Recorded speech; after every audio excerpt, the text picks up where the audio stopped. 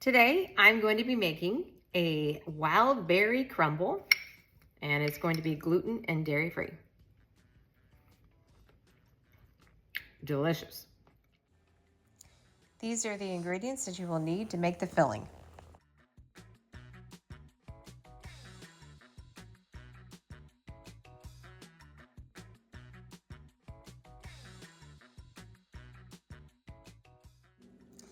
Here I add raspberries because I didn't have enough blueberries. So today I'm making a wild berry crumble, and this is the recipe.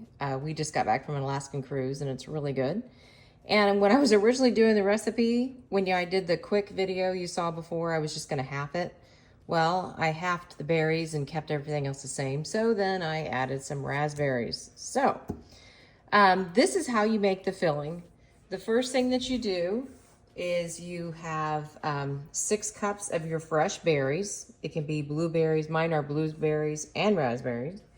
And then it says 1/2 cup to 3/4 cup of sugar.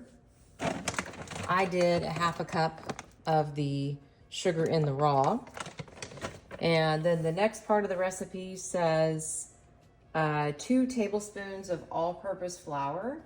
And you guys know that I make my stuff gluten-free and dairy-free. So this is gluten-free flour. I think I got it off of Amazon.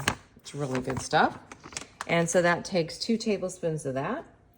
And then it says 1 tablespoon of freshly squeezed lemon. And I got this little cooking thing a while ago. It's nice. You can just measure, it says right there, 2 tablespoons. So you want to always roll your lemon first. It helps release the flavor, or I don't know. I've just seen it on a cooking show. And then I squeezed out 1 tablespoon of that. And then it was also 1/4 teaspoon of kosher salt. So now what I'm gonna do is I'm gonna mix these berries up, and then I'm gonna set them aside. And this is the filling. So that's everything that's in there. Like I said, I ended up having more blueberries than 3 cups, and I probably have less of the raspberries, so we'll see how this goes. Sorry for the noise. So you stir all this around. And my husband and I, like I told you, we went on an Alaskan cruise, and they had a cooking class that we could take on the cruise ship, which was really neat. And that's where this recipe came from. And it's from the Salmon Sisters, originally. Okay, so that's all stirred up. I'm gonna set it aside, and now we're gonna make the crumble. Here are the ingredients for the topping, which is the crumble. Okay, now we are ready to make the crumble for the wild berry crumble recipe that we're making. And the first thing we start off, as I already showed you how I got all the ingredients ready.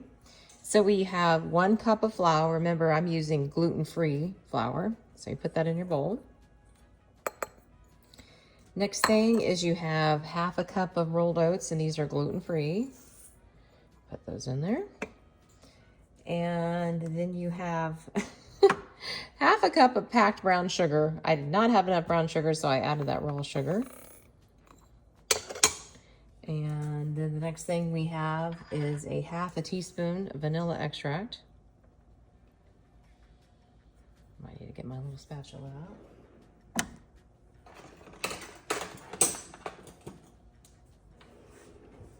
So there's 1/2 teaspoon vanilla extract.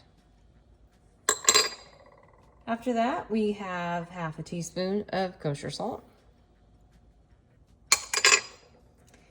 Then it says 1/2 cup, which is 1 stick of unsalted butter, okay, which I have right here.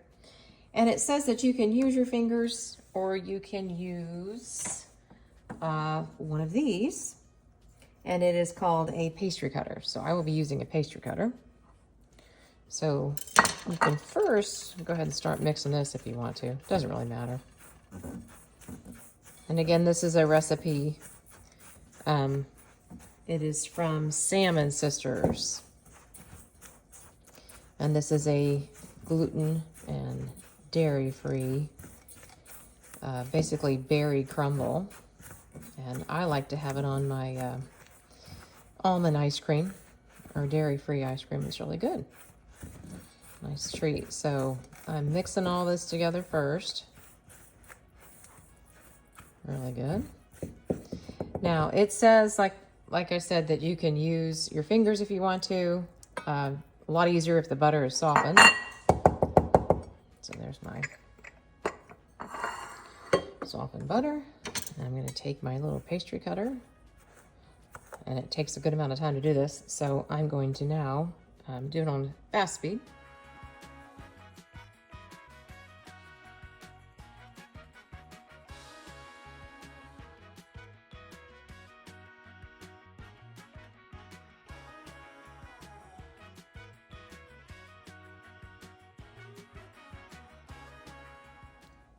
Okay, so we have made the filling and we have the crumble for the top, and you're supposed to grease a 9-inch cake pan. This thing is awesome. Got this on Amazon.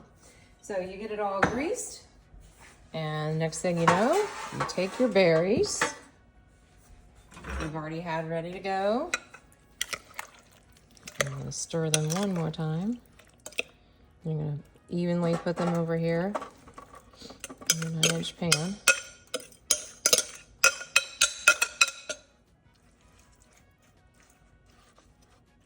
This might be too big of a pan.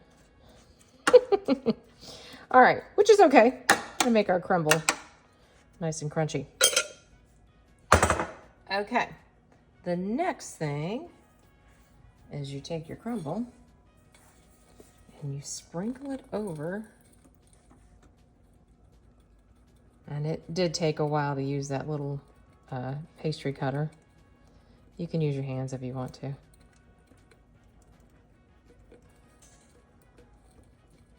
And then you should have your oven already ready to go at 375. And just a second here, once I spread this over, we'll see how long we cook it. Like I said, this is another gluten-free, dairy-free recipe because I can't have gluten or dairy. Oh, there's a big part there in that bowl I didn't see. Separate this up a little bit. Come on out of there. Okay. So now it needs to go in the oven. And it says, let the crumble, okay, bake for 30 to 40 minutes or until the filling is bubbling and topping is lightly brown. Let the crumble cool for about 30 minutes before serving. So now I'm going to put it in the oven. Here it is, right out of the oven. Now you have to let it cool for 30 minutes and I'll be right back. So it has cooled. I'm going to put it in one of my favorite bowls. It says it still needs a little bit of time to cool, but you know, can't wait that long to eat it. And I used a 9x13 pan. It says a 9-inch baking pan, but I don't have that. So there's what it looks like. And now we're gonna taste it, and I'm sure it's amazing.